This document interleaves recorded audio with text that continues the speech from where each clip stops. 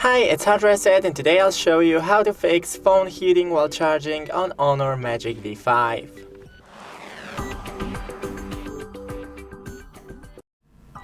So first, it is completely normal for your phone to heat while charging, especially while you're using the fast charging option, but we can minimize that. So first, close all the background apps.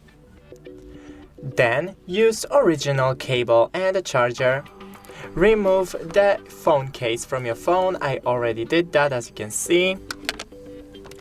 You can also convert your phone into a tablet. Then charge in a cool and ventilated area. And avoid using your phone while charging. Just leave it on a nightstand and let it charge properly. Thanks for watching, don't forget to leave a like and see you in the next one.